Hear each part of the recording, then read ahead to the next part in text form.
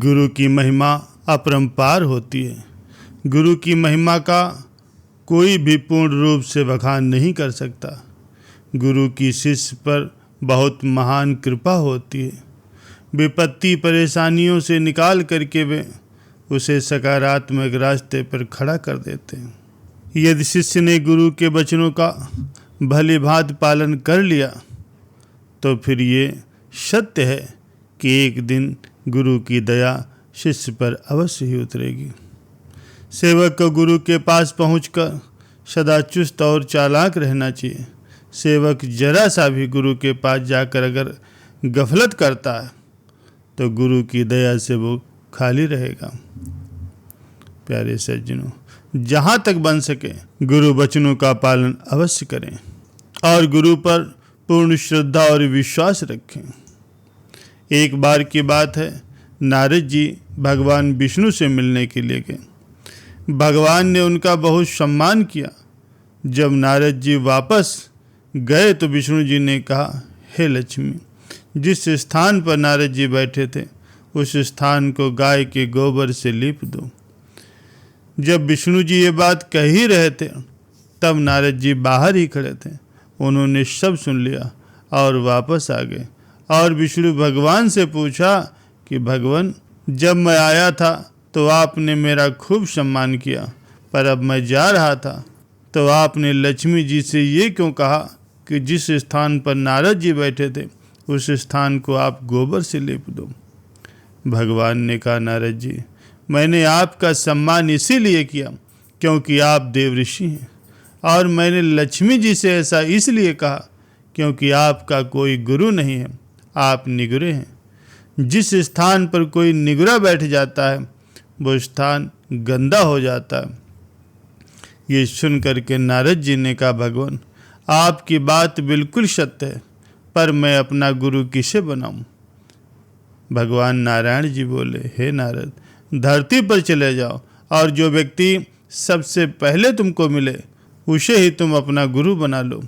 नारद जी ने भगवान को प्रणाम किया और चले गए। जब नारद जी धरती पर आए तो उन्हें सबसे पहले एक मछली पकड़ने वाला एक मछुआरा मिला। नारद जी वापस भगवान नारायण के पास गए और कहा, महाराज, वो तो मछुआरा है, उसे तो कुछ भी नहीं पता, मैं उसे भला अपने गुरु कैसे मान सकता हूँ? ये सुन करके भगवान ने कहा, नारद जी, आप अपना प्रण पूरा करो। नारद जी फिर वापस धरती पर आए और उस मछुआरे से कहा कि आप मेरे गुरु बन जाओ। पहले तो वो मछुआरा माना नहीं, लेकिन बाद में बहुत मनाने पर वो मान गया। मछुआरे को राजी करने के बाद नारद जी लौटकर भगवान के पास गए और कहा, भगवान, मेरे गुरु जी को तो कुछ भी आता जाता नहीं, वे भला मुझे क्या सिखाएंगे? ये सुन करके विष्णु जी को क्रोध आ गया। उन्होंने कहा, नारद, तुम गुरु की निंदा कर रहे हो। मैं तुमको श्राप देता हूँ कि तुमको 84 लाख योनियों में घूमना पड़ेगा। ये सुन करके नारद जी ने दोनों हाथ जोड़ लिए और कहा, भगवान, इस श्राप से बचने का उपाय भी बता दीजिए। भगवान नारायण ने कहा, इसका उपाय जा करके अपने गुरुदेव से पूछो। नारद जी ने सारी बात जा करके अपने गुरुदेव को बताई। गुरुदेव ने कहा, तुम ऐसा करना कि भगवान से कहना कि 84 लाख योनियों की तस्वीरें धरती पर बना दो और फिर उस पर लेट करके गोल घूम जाना, और विष्णु जी से कहना, प्रभु, 84 लाख योनियों में मैं घूम आया हूँ, मुझे क्षमा कर दीजिए और मैं आगे से फिर गुरु की निंदा नहीं करूँगा। नारद जी ने विष्णु के पास जा करके ऐसा ही कहा और उनसे 84 लाख योनियाँ धरती पर बनाने को कहा, और फिर जब वो नक्शा बन गया तो उस पर लेट करके घूम गए और कहा, नारायण, मुझे क्षमा कर दीजिए, आगे से मैं कभी भी गुरु की निंदा नहीं करूँगा। ये सुन करके विष्णु जी ने कहा, देखा नारद, तुम जिस गुरु की निंदा कर रहे थे उसी ने तुम्हें मेरे श्राप से बचा लिया। नारद जी, गुरु की महिमा तो अपरंपार होती है। कहा भी गया है कि गुरु गूंगे गुरु बावरे, गुरु के रहिए दास, गुरु जो भेजे नरक को तो स्वर्ग की रखिए आस। चाहे गुरु गूंगा हो, चाहे बावला हो, गुरु के हमेशा ही दास रहना चाहिए। यदि गुरु नरक को भी भेजे तब भी शिष्य को यही इच्छा रखनी चाहिए कि मुझे स्वर्ग प्राप्त होगा, अर्थात इसमें मेरा कल्याण ही होगा। यदि शिष्य को गुरु पर पूर्ण विश्वास है तो उसका बुरा स्वयं गुरुदेव भी नहीं कर सकते। प्यारे सज्जनों, गुरु की महानता सदा से रही है और सदा रहेगी भी। गुरु ने सत्संगी जनों को नेक, पाक और पवित्र बनाया है। जो भी उनके शरण में जाएंगे वो उन्हें बनाता ही रहेगा। गुरु कभी नहीं चाहता कि उसके किसी शिष्य को कोई कष्ट हो। गुरु जैसा पवित्र है उसी तरह वो पवित्र अपने शिष्यों को भी करना चाहता है। गुरु से उपदेश लेकर के सत्संगी जनों को नाम की कमाई में लगना चाहिए और जहाँ तक हो सके जब भी मौका मिले तब साधन भजन करते रहना चाहिए।